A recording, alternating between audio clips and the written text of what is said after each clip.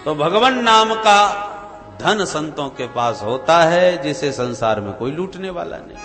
खर्चे न कोई चोर न लेवे, दिन दिन बढ़त सवायो, पायो जी माने राम रतन धन पायो। तो ये रत्न बहुमूल्य है, और इस मूल्यवान रत्न की विशेषता यह है कि चौरे में पड़ा रहे, कोई हाथ लगाने वाला नहीं। चाहे जितना कमा लो, कोई इनकम टैक्स का खतरा नहीं। चाहे जितना कमाओ, चाहे जहां रखो, निश्चिंत रह करके। नहीं तो धन की सबसे बड़ी समस्याएं होती है। जितना धन बढ़ा उतनी समस्या बढ़ी। तो सांसारिक धन तो समस्याएं लेके आता है, पर भगवान नाम का धन तो चाहे जितना कमाओ और भक्कड़ बन के डोलो, कोई खतरा नहीं। परम पूज्य श्री देवरहा बाबा, परम पूज्य श्री कल्याण देव जी महाराज फटे पुराने वस्त्रों में घूम रहे हैं। बाबा किन्हीं के पास तो कपड़े ही नहीं होते, पर ऐसी कौन शक्ति नहीं जो उनके सामने सिर झुकाने ना आता हो। इस नाम धन की यही विशेषता है। इस देखो भाई, रुपया हर जगह चलेगा, कोई आवश्यक नहीं, आपके भारत में ही चलेगा। हर देश की अलग अलग मुद्राएं होती हैं, और जिस देश में जाओगे उस देश की मुद्रा आपको लेनी पड़ेगी। आपकी मुद्रा सब जगह नहीं चलेगी, पर भगवान नाम की मुद्रा का चमत्कार है, ये यहां भी चलती है, वहां भी चलती है। कहीं भी जाओ, ये मुद्रा इतनी मूल्यवान है कि सब जगह चलती है। इसलिए सनकादिक नारद जी को टोकते हुए कहते, नारद जी तुम तो परम संत हो, तवेदम मुक्त संगस्य नोचितम। तुम जैसे मुक्त संग महात्मा जो भगवान नाम की मुद्रा को ही अपना परम धन मानते हैं, जिसको दुनिया में कोई छूने वाला नहीं, तो फिर तुम्हारा क्या लुट गया जो मुंह लटकाए घूम रहे हो? नोचितम, तो बिल्कुल उचित नहीं है कि तुम जैसे संत मुंह लटकाए घूमे। अरे भाई, व्यक्ति बीमार होता है तो डॉक्टर के पास आता है, और पता चला डॉक्टर साहब खुद बीमार पड़े, तो अब बताओ मरीज पर क्या बीतेगी। तो संसारी प्रपंचों से परेशान पीड़ित होकर संतों के पास आते हैं शांति पाने के लिए। पता चला महाराज जी खुद टेंशन में बैठे हैं, तो संसारियों का इस पर क्या प्रभाव पड़ेगा। इसलिए नारद जी को टोका सनकादिकों ने, तवेदम मुक्त संगस्य नोचितम बद कारण। नारद जी तुम्हारे पास तो एक झोंपड़ी भी नहीं है जहां बैठ के आराम करो, क्योंकि 2 घड़ी से ज्यादा कहीं टिकने वाले नहीं, तो झोंपड़ी कहां बनाओगे। इसलिए तुम एकदम मुक्त संग महात्मा होकर के भी ऐसे घूमो, ये अच्छा नहीं है। क्या बात है हमें बताओ। तब नारद जी ने अपनी सारी समस्या हाथ जोड़ के विस्तार से अपने अग्रजों को सनकादिकों को बताई। बोले भैया सुनिए, संसार में एकमात्र भूमंडल और भारत भूमि ऐसी है जहां पर भगवान की दिव्य कथा सुधा पान करने को मिलती है। तो भगवत कथामृत पान करने, सत्संग करने मैं इस भूमंडल पर आया।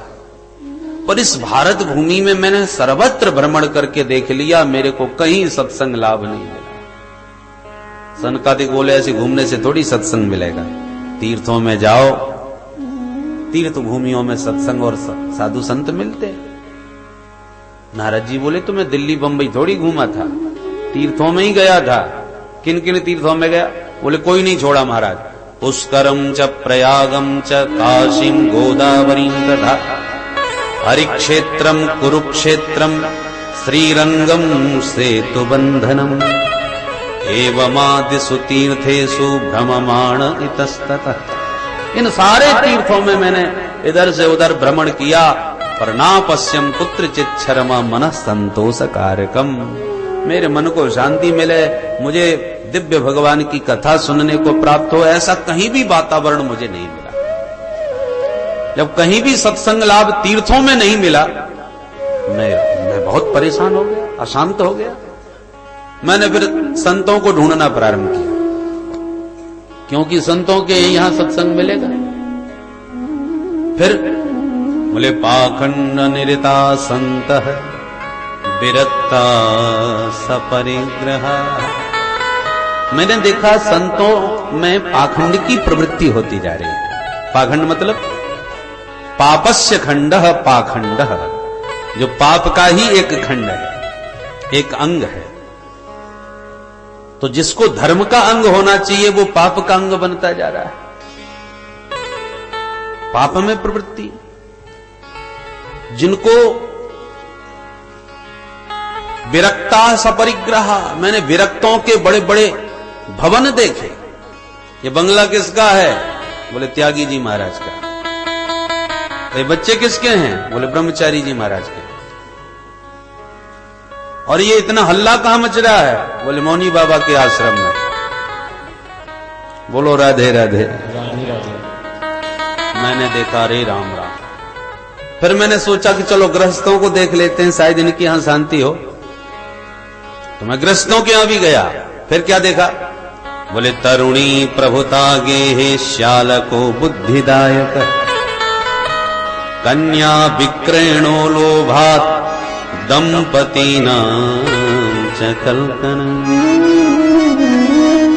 मैंने देखा कि देवी जी के हाथ में जब तक तिजोरी की चाबी नहीं पड़ी तभी तक सास ससुर की सेवा है, और जहां अधिकार उनके हाथ में आए कि स्वामी जी के कान भूख दिए, सुनो जी मैं आपके लिए अपने माता पिता सखी सहेली भाई बंधु सब छोड़ के चली आई, अब आप भी अपने माँ बाप की जल्दी छुट्टी करो।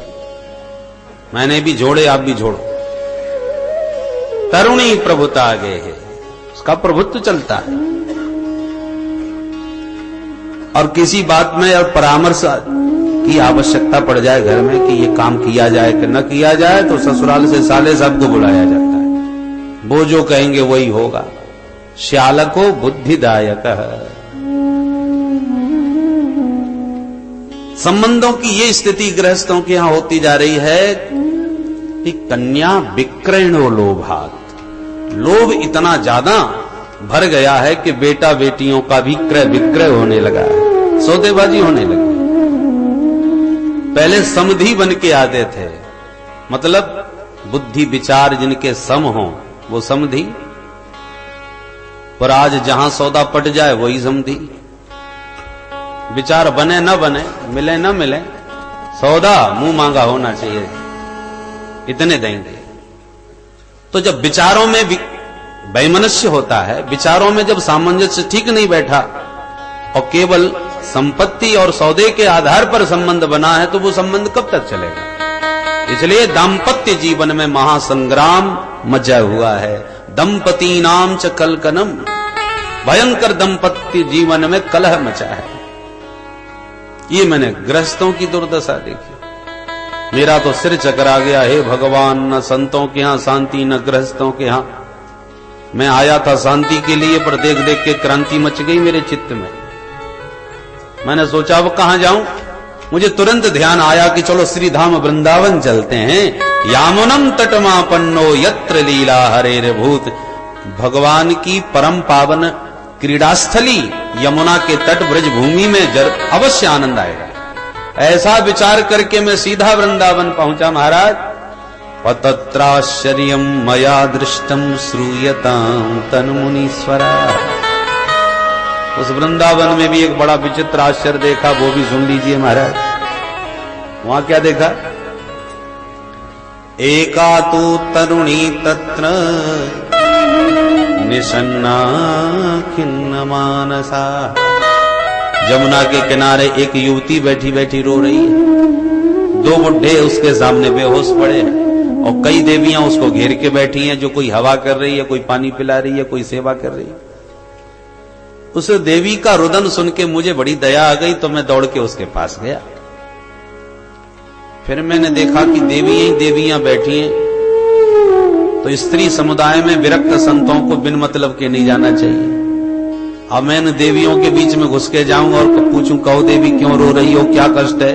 और उसने कहीं उल्टा सीधा जवाब दिया कि बाबा तू कहां घुसा चला आ रहा, तेरे को मतलब? फालतू में हमारी बेइज्जती होगी। अरे संसार है, और माताओं का तो स्वभाव ही ऐसा होता है कि एक मिनट में आंसू टपकने लगते हैं, दूसरे मिनट में मुस्कुराने भी लगते हैं। हृदय बड़ा भावुक होता है ना, इसलिए अपने को चक्कर में नहीं पड़ना। हम तो खिसक लिए महाराज। मुझे दया तो बहुत आई उस देवी पर कि उसका कष्ट दूर करूं, पर हिम्मत नहीं पड़ी, इसलिए हम तो लौट लिए। पर जैसे ही उसे देखकर मैं लौटा कि उस देवी ने मेरे को देख लिया। मुझे लौटते देखा तो तुरंत उसने आवाज लगा के अपने पास बुलाया, भो भो साधो क्षणं तिष्ठ मच्चिंतामपि नाशय दर्शनं तव लोकस्य सर्वथा गहरं परम्। अरे महाराज जी 1 मिनट रुकिए तो सही, कहां भागे जा रहे हो? आप जैसे संतों के तो दर्शन ही बड़े पुण्यों के प्रताप से होते हैं।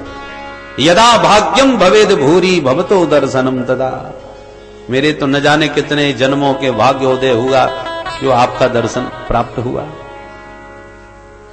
तब नारद जी तुरंत उस देवी के पास दौड़ के गए और पूछा, काशित्वम, देवी जी आप कौन हैं?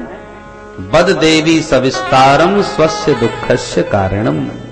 आप रो क्यों रही हो? अपने दुख का कारण विस्तार पूर्वक मुझे बताओ। तब उस देवी ने पहले तो अपना विस्तार से परिचय दिया। सुनिए महाराज, अहम भक्ति ऋतिख्याता इमौ में तनयौ मतौ ज्ञान वैराग्य नामानो काल योगे नजर जरो। मैं तो भक्ति के नाम से जानी जाती हूं महाराज, और ये दो बुढ़े जो मेरे सामने लेटे हैं ये दोनों मेरे बच्चे हैं। इनका नाम है ज्ञान और वैराग्य। अब फटी फटी आंखों से नारद जी देखे, हे भगवान, 20 वर्ष की माता जी और 90 साल के बेटा, ये जीवन में हमने पहला आश्चर्य देखा। हमने पूछा, देवी जी तुम्हारे बच्चे इतने बुढ़े? तब बोली, महाराज काल योगे न जर्जरो। यही तो समय का खेल है कि मैं जवान बनी बैठी हूं, बच्चे बुढ़े हो गए। मैं महाराज दक्षिण भारत में पैदा हुई, कर्नाटक में बड़ी भई, महाराष्ट्र में पली, और अनेक ऐसे भी प्रदेश थे जहां पाखंडियों से परेशान होकर के मैं अपने को बचा के भगी।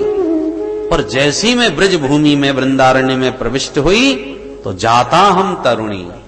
इस पावन भूमि में आते ही मैं तो नव यौवन संपन्न हो गई, पर मेरे दोनों बच्चे यहां आते एकदम बुढ़े हो गए। अब मेरे बालकों की यही हालत रही तो इदम स्थानम परित्यज्य विदेशम गम्यते मया। मैं वृंदावन छोड़ करके अभी विदेश चली जाऊंगी। नारद जी ने तुरंत हाथ जोड़ लिए, मां मैं पहचान गया आपको, आप साक्षात भगवान की प्राण वल्लभा भक्ति महारानी हैं। ये मूर्तिमंत ज्ञान और वैराग्य हैं। ओहो समझ गया, वृंदावन में भक्ति मां का तो साम्राज्य है। धन्यम वृंदावनम तेन भक्तिर नृत्यति यत्र च। धन्य है ये ब्रज वसुंधरा जिसमें इस घोर कलिकाल के मध्य भी भक्ति मां नाच रही है, नव यौवन संपन्न है। आज भी आप वृंदावन में जाके देखें, अच्छे अच्छे बुढ़े भी जाकर के ठुमका मारना चालू कर देते हैं, भूल जाते हैं अपने आप को। जो जावे वही दीवाना हो जावे। ब्रज की भूमि में आज भी वो चमत्कार है, भक्तों की भूमि है, पुण्य भूमि, गोविंद की क्रीड़ा स्थली है, रसिकों की पावन भूमि है, इसलिए जो जाता है वही रसिक हो जाता है। बोलो राधे राधे राधे राधे। यत्र प्रविष्टो सकलोपि जंतु आनंद सच्चित घनता मुपैति। मधुसूदन सरस्वती पाद बनारस के बहुत विशिष्ट संत और कट्टर वेदांती अद्वैतवादी, नाम रूप को मिथ्या कहते हैं। संसार झूठा, ब्रह्म सत्यम, जगन मिथ्या, नाम रूप सब झूठे, इस सिद्धांत के पालक। पर वृंदावन में जाकर के जब छैल छबीले कृष्ण कन्हैया का दर्शन किया तो बाबा दीवाने हो गए। अब ये तो उपदेश देते हैं नाम रूप सब झूठा, परंतु छबीले की छवि ने दीवाना बना दिया। लौट के बनारस गए तो सबसे कहने लगे, देखो हम अद्वैतवादी हैं, जानते हो हमको? तो सब लोग हंसने लगे, महाराज जी अपने मुंह से क्यों कह रहे हो? दुनिया में कौन नहीं जानता आपके नाम को? आप कट्टर वेदांती हैं, हम सब जानते हैं, आप अपने मुंह से क्यों बता रहे हो? क्या हो गया है आपको? स्वामी जी बोले, जब से वृंदावन से लौटा हूं तब से मुझे अपने पर भरोसा नहीं रहा। क्या हो गया? बोले अब वो एक सठ मिल गया था मेरे को। स्वामी जी की शब्द शैली सुनिए। मधुसूदन सरस्वती पाद कहते हैं कि वृंदावन में एक सठ मिल गया। उस सठ ने हठ पूर्वक मेरे चित्त को ऐसा चुराया अपनी चितवन से कि मैं जैसी निर्गुण ब्रह्म का ध्यान करने बैठता हूं कि काला काला मुरली वाला वही छैला मेरे सामने आके खड़ा हो जाता। मैं नाम रूप को झूठा बताता हूं, पर उसने अपने रूप और माधुर्य से मेरी चित्त की ऐसी दशा कर ली कि मुझे निर्गुण ब्रह्म का ध्यान ही नहीं करने देता। आंख बंद करते ही सामने खड़ा हो जाता है। और इतना ही नहीं, बरबस मुझे अपनी दासी बना लिया। संत हंसने लगे, दासी बना लिया? अरे बाबा, पुरुष हो, बनोगे तो दास बनोगे, ये दासी कब से बन गए? बाबा की भाषा ही बदल गई। स्वामी जी का वचन, अद्वैत वीथी पथ कई रूपास्या, स्वराज्य सिंहासन लब्ध दीक्षा, पर सठेन केनापि वयम हठेन, दासी कृता गोप वधु बेटेन। वो गोप वधु के बेटा ने मुझे अपनी दासी बना लिया, हठ पूर्वक छल लिया। ऐसे दीवाने हो गए स्वामी जी महाराज, भूल गए अपने आप को। कहने का तात्पर्य है कि वृंदावन धाम में आज भी वो चमत्कार है। ये बात पुरानी नहीं है। मधुसूदन सरस्वती जी महाराज श्री तुलसीदास जी के समकालीन संत हैं, गोस्वामी तुलसीदास जी महाराज। क्योंकि गोस्वामी तुलसीदास जी महाराज की रामायण पर मधुसूदन सरस्वती पाद ने टिप्पणी की है। जिस समय बनारस में विरोध होने लगा रामायण का, रामचरितमानस का, कितने ग्रंथ हैं संस्कृत में रामचरित रामायण के, पर ये बाबा ने ये क्या हिंदी में दोहा चौपाइयों में रामचरित गाया है। स्वामी जी आप बताइए, आपको ये ग्रंथ कैसा लगता है? स्वामी जी से निर्णय करवाया, प्रकांड विद्वान, वेद वेदांत में निष्णात। चूंकि अद्वैतवादी थे, ज्ञान पक्ष के थे, और रामचरितमानस में भक्ति का बाहुल्य है, तो विद्वानों ने इनके ऊपर निर्णय छोड़ा कि ये निश्चित रूप से इस पर कोई ना कोई टिप्पणी ऐसी करेंगे कि हमको कुछ कहने का मौका मिले।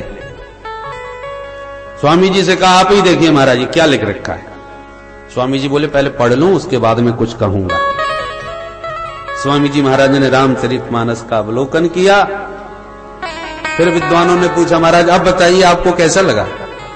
स्वामी जी इतने गदगद हो गए, क्योंकि गोविंद के रस में डूबे हुए थे, भक्ति का रंग चढ़ा हुआ था। इसलिए स्वामी जी ने तुरंत रामचरितमानस पर टिप्पणी करते हुए कहा, आनंद कानने यस्मिन जंगमस तुलसी तरुहु, कविता मंजरी भाति राम भ्रमर भूषितः। अर्थात इस बनारस के बगीचे में, इस बनारस के बगीचे में आनंद कानने यस्मिन जंगमस तुलसी तरुहु, ये तुलसीदास बाबा है ना, ये चलता फिरता तुलसी का तरवर है, और ठाकुर जी को तुलसी से बड़ा प्यार है। तो स्वामी जी कहते हैं बनारस के बगीचे में तुलसीदास बाबा तुलसी का तरवर बना भ्रमण कर रहा है, और इस तुलसीदास बाबा के तरवर में से कविता मंजरी भाती, तुलसी में जो मंजरी होती है वो और भी भगवान को अधिक प्यारी लगती है। तो तुलसीदास बाबा की कविता रूपी ये रामचरितमानस की जो मंजरी प्रकट भई है, इस मंजरी का चमत्कार यह है कि राम भ्रमर भूषितः, राम जी भौरा बने सदा इस पर मंडराते ही रहते हैं। इस मंजरी का रसपान कर रहे हैं श्री राम जी महाराज भौरा बन करके। इस टिप्पणी को सुन करके सारे विद्वानों का सिर झुक गया, और तब से गोस्वामी जी महाराज की रामचरितमानस का तहलका मच गया। बोलो जय सिया राम, जय सिया राम।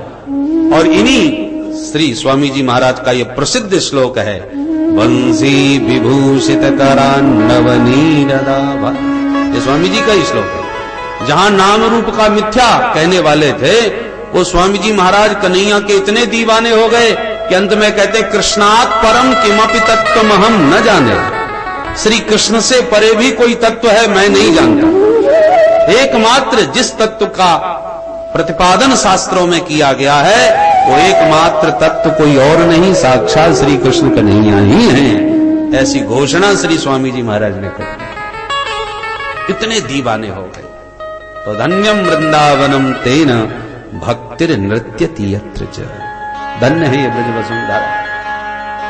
एक स्वामी जी वृंदावन में जमुना के किनारे आंख बंद किए बैठे थे। एक ब्रजवासी निकल पड़ा, स्वामी जी ये आंख बंद करके क्या कर रहे हो? स्वामी जी बोले हम ध्यान कर रहे हैं। तो ब्रजवासी बोला सुनो स्वामी जी महाराज, किसका ध्यान कर रहे हो? बोले ब्रह्म का चिंतन कर रहे हैं, ब्रह्म का ध्यान। ब्रजवासी बोला बाबा ये ध्यान कर रहे हो तो आंख मत खोल लेना। क्यों? बोले कहीं तेरी आंख खुल गई और वह टेढ़ी टांग वाले को तेने देख लियो तो ध्यान व्यान करवो सब भूल जाएगा। तो ध्यान करवो चाहे तो आंख मत खोल, आंख बंद ही करे रही हो, क्योंकि यदि उसकी दृष्टि पड़ गई और तेरी दृष्टि मिल गई तो सबका ध्यान भूल करके उसी का दीवाना बन जाएगा, फिर आंख बंद करना भूल जाएगा, फिर तेरी आंख बंद नहीं होने वाली। ज्योनो तो ही नंद को मुखा, ज्योनो तो ही नंद को कुमार नाही दीख पर्यो, तोलो तू बैठ के ब्रह्म को विचार ले। जब तक उसे नहीं देखा तब तक ब्रह्म विचार कर ले। ये दीवानगी वृंदावन के कण कण में है। नारद जी बोले मां इस कलिकाल में भी ब्रजभूमि में आपका साम्राज्य है, परंतु ज्ञान वैराग्य को वृंदावन में कोई पूछता नहीं है, इसलिए बेचारे यहां ये बुढ़े बने पड़े हैं। पर दुखी ना होइए माता जी, मैं नारद आपको शपथ पूर्वक वचन देता हूं, तदा नाहम हरेर दासो लोके त्वाम न प्रवर्तये। घर घर में जन जन में यदि ज्ञान वैराग्य के साथ आपकी स्थापना न करा दूं तो मैं हरि का दास न कहलाऊं। ये शपथ नारद जी ने ली। भक्ति मैया तो नारद जी के वचनों से गदगद हो गए। बड़ी महिमा भक्ति मैया ने गाई नारद जी की। धन्य हो नारद जी, आपने मुझे वचन दिया है तो अब मेरे बच्चे निश्चित स्वस्थ हो जाएंगे। जयति जगति मायां यस्य कायाधवस्ते, वचन रचनमेकं केवलं चाकलैः। ध्रुव पदमपि यातो यत्कृपातो ध्रुवोऽयम्, सकल कुशल पात्रं ब्रह्मपुत्रं नतासि। भक्ति मैया नारद जी की वंदना कर उठी। नारद जी जयति, आपकी जय हो। आपके ही वचन पर विश्वास करके आज ध्रुव जी महाराज आकाश में चमक रहे हैं। आपके बताए हुए मार्गदर्शन पर चलकर प्रहलाद जी ने स्तंभ से नरसिंह प्रभु को प्रकट कर दिखाया था। जैसे ध्रुव प्रहलाद पर अनुग्रह करके आपने उन्हें परम भक्त बनाया, ऐसी मेरे इन बच्चों पर कृपा करो, मेरे ज्ञान वैराग्य को स्वस्थ करो। नारद जी बोले अभी लो माता जी। वेद वेदांत का पाठ प्रारंभ कर दिया नारद जी महाराज ने। चारों वेद, सारी उपनिषदें, भगवत गीता, सब कुछ सुनाया। गीता पाठेर मुहुर मुहु, भगवत गीता का तो न जाने कितनी बार पाठ किया, पर ज्ञान वैराग्य को थोड़ी सी चेतना तो आई और फिर बेहोश। अब नारद जी चिंतित हो गए। मैंने इनको स्वस्थ करने की प्रतिज्ञा की है और परंतु मेरे पास तो जितनी जड़ी बूटी थी सब चटा दी, इनको तो बिल्कुल कोई फायदा नहीं हुआ। अब क्या होगा? जब चिंतित हो उठे तो आकाशवाणी हुई। व्योम वाणी तदैवा भूम मार्षे खित्यतामिति, उद्यम सफलस्तेयम भविष्यति न संशयः। नारद जी बिल्कुल आप दुखी न हो, आपका उद्यम निश्चित रूप से सफल होगा। नारद जी बोले तो इतना तो उद्यम कर रहा हूं, कोई फायदा तो होता ही नहीं। आकाशवाणी ने मार्गदर्शन किया, नारद जी सत्कर्म करो तभी ये स्वस्थ होंगे। नारद जी बोले तो अब तक मैं क्या कर रहा हूं? अरे वेद वेदांत सब सुना रहा हूं, ये सत्कर्म नहीं है क्या? कौन सा सत्कर्म करूं? आकाशवाणी ने कहा किसी संत से पूछो, वो बताएगा। नारद जी ने कहा देखो, न तो दवाई का नाम बताया न डॉक्टर का नाम बताया, या तो सत्कर्म का नाम बता दे आकाशवाणी के फलाना सत्कर्म करो तो हम करने लग जाए, अथवा किसी साधु का नाम लेते कि फलाने महात्मा के पास चले जाओ वो बता देगा तो मैं चला जाऊं। अब कोई संत बताएगा तो न तो संत का नाम न सत्कर्म का नाम। नारद जी बोले अच्छा तो ढूंढते हैं, पता लगाते हैं आखिर की आकाशवाणी ने मुझे किस सत्कर्म का संकेत दिया है। निकल पड़े नारद जी। जो भी साधु वैष्णव मिलता है, महाराज जी प्रणाम, कृपा करके आप बता सकते हैं सत्कर्म किसे कहते हैं? जिससे पूछते हैं वो हाथ जोड़ लेता। अरे नारद जी क्यों मेरा मजाक उड़ाते हो? ब्रह्मा के बेटा हो, दुनिया में घूमते हो, हमसे पूछ रहे हो सत्कर्म? भाई सामान्य व्यक्ति कोई ये कहे कि मेरे सिर में दर्द हो रहा है तो कोई भी कोई ना कोई दवा बता देगा, उपाय बता देगा। पर प्रसिद्ध डॉक्टर यदि कोई पूछे कि भैया मेरे सिर में दर्द हो रहा है क्या किया जाए, तो हर आदमी उसके हाथ ही जोड़ेगा, महाराज दुनिया के दर्द तुम दूर करते हो, हमसे पूछ रहे हो? तो नारद जी सुप्रसिद्ध संत हैं, त्रैलोक्य में इनकी ख्याति है, इसलिए सामान्य व्यक्ति तो इनको कोई जवाबी देने की हिम्मत नहीं करता, सभी हाथ जोड़ लेते हैं। और जो बहुत नामधारी थे, प्रसिद्ध प्रतिष्ठित संत, जब उनके पास नारद जी नाम सुन करके पहुंचते, महाराज बहुत नाम सुन के आया हूं, कृपा करके बताओ सत्कर्म किसे कहते हैं? सुबह अपनी इज्जत रखने के लिए इशारा कर देते हैं, आजकल हमारा मौन व्रत चल रहा है, संकेत कर देते हैं, मौन खुलेगा तब बात करेंगे। मुंह की भूतास तथान्य तू कियंतस्तु पलायता। कुछ मौनी बाबा बन गए, कुछ दाएं बाएं खिसक गए, पर नारद जी को समाधान किसी ने नहीं किया। तब नारद जी ने निर्णय लिया कि चलो अब बद्रीनाथ चलते हैं, बद्री विशाल में भगवान नर नारायण नित्य निवास करते हैं, उन्हीं को ढूंढेंगे और उन्हीं से पूछेंगे। ऐसा विचार करके महाराज मैं बद्रीनाथ में उन्हीं को ढूंढ रहा था, तब तक आप चारों भैया मिल गए। अब आपने जो मेरा मुंह लटकने का कारण पूछा वो मैंने विस्तार से आपको सब बता दिया कि मैं भक्ति मां को वचन दे के आया हूं कि ज्ञान वैराग्य को स्वस्थ करके ही रहूंगा, और मेरे सारे प्रयास व्यर्थ हो गए हैं। अब मैं आपसे ही प्रश्न करता हूं, बताइए महाराज कौन सा सत्कर्म किया जाए ताकि वो स्वस्थ हो जाए? आप भी महान संत हो चारों भैया, आप चारों की महिमा को मैं बहुत अच्छी तरह जानता हूं। नारद जी कह रहे हैं आप वो संत हो कि सदैह बैकुंठ में पहुंच गए भगवान का दर्शन करने, और घुसने लगे तो भगवान के पार्षदों ने रोक दिए, जय विजय ने तो ऐसी आंख निकाली और ऐसा क्रोध किया कि बैकुंठ से ही विचारों को 3 जन्म के लिए राक्षस बना के धरती में पटक दिया, शाप दे करके उनका पतन कर दिया। तो जो भगवान के ही नित्य पार्षदों को बैकुंठ से नीचे गिरा दे, उन संतों की कितनी अद्भुत सामर्थ्य होगी, जरा सोचिए। बैकुंठ में जाना सबके बस की, अरे स्वर्ग तक नहीं जा सकते, बैकुंठ की बात छोड़ो। आपकी इतनी दिव्य अव्याहत गति है, ऐसे दिव्य आप संत हैं, और सबसे बड़ा चमत्कार आपके जीवन का यह है कि सृष्टि में सबसे पहले पैदा हुए और आज तक 5 साल से कभी 6 साल के नहीं हो पाए। पंचहायन संयुक्ता पूर्वेशाम अपि पूर्वजः, पूर्वजों के भी पूर्वज हो गए पर 6 साल के नहीं होते, हमेशा 5 साल के ही बने रहते हैं। क्यों? हरिश शरणम, ये मंत्र अहरनिश इनके मुंह से निकलता रहता है। उस भगवान नाम के प्रताप से कभी इनको बुढ़ापा नहीं आता, जरा युष्मान न बाधते। ऐसे भजनानंदी संत सनकादिक। इसलिए नारद जी कहते हैं वो आप ही बताइए वो सत्कर्म कौन सा है? सारी समस्या नारद जी की सुनकर के चारों भैया सनकादिक हंसने लगे। रहे नारद भैया, इतनी सी बात को लेकर तुम इतने परेशान घूम रहे हो, बिल्कुल चिंता छोड़ो, हम तुम्हें समाधान देते हैं। मां चिंता कुरुदेवर से हर संचित्ते समावह, उपायः सुख साध्योत्र वर्तते पूर्वैव। चिंता मां को, किसी प्रकार की चिंता न कीजिए, क्योंकि जिस उपाय को तुम ढूंढ रहे हो नारद जी वो हमारे पास है। अच्छा जरा नाम तो बताओ। बोले वो उपाय कोई और नहीं, श्रीमद् भागवतालापः सतुगीत शुकादिभिः। सुखदेव जैसे परमहंस के मुख से गाया हुआ मंगलमय मधुर गीत श्रीमद् भागवती ही वह अमृत है, जिसका पान करते ही ज्ञान वैराग्य नव यौवन संपन्न होकर के नाचेंगे, ये हमारा दावा है। पर नारद जी मुंह लटका के रह गए। अरे तुम्हारा अभी तक मुंह लटका हुआ है, क्या बात है?